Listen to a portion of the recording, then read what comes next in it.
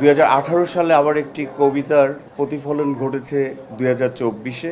দীর্ঘ 12 বছর দেশে আসতে না পারার যেই কষ্ট, গ্লানি, প্রতিটা ডিসিশনের ক্ষেত্রে আপনি একজন বিচারক। বিবেকের অস্তিত্ব অনুধাবন এবং ব্যবহার খুবই জরুরি। 2021 সালে লেখা এবং 2018 সালে আবার একটি কবিতার প্রতিফলন ঘটেছে 2024-এ।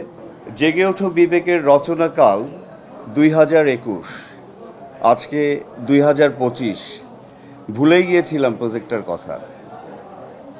দীর্ঘ 12 বছর দেশে আসতে না পারার যেই কষ্ট, গ্লানি, সেখান থেকে হঠাৎ মনে হলো যে কেন যেতে পারছি না, যেতে হলে কি করতে হবে।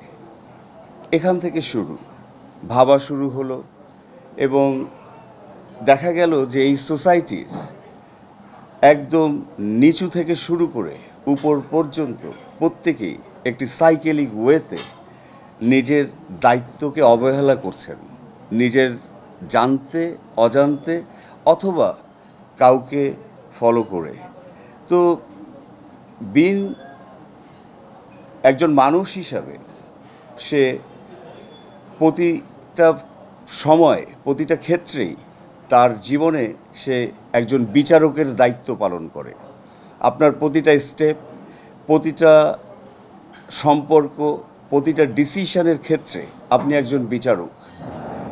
এই বিচারক যদি দুষ্ট হয়, এই বিচারক যদি তার ওই বিচার কার্য সঠিকভাবে সম্পন্ন না করতে পারে, তাহলে এটার প্রতিফলন সমস্ত জায়গাতেই ঘটে।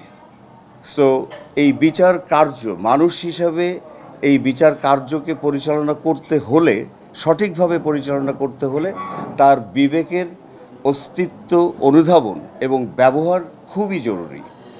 সো যেহেতু সবাই দায়িত্ব অবহেলা করছেন বলে আমার মনে হলো, তো তখন মনে হলো কিভাবে একটু অনুনয় করা যায়, কিভাবে ওনাদেরকে রিকোয়েস্ট করা যায়।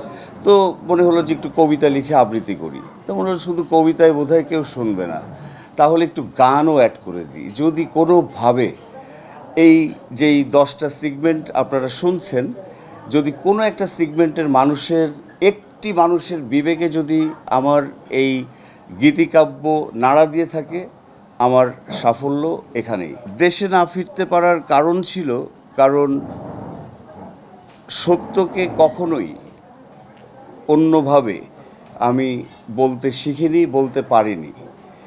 যার ফলে এই সমাজ এমন একটা জায়গাতে চলে গিয়েছিল ওই সময়ে, যে সত্য বললে আর থাকা যায়নি।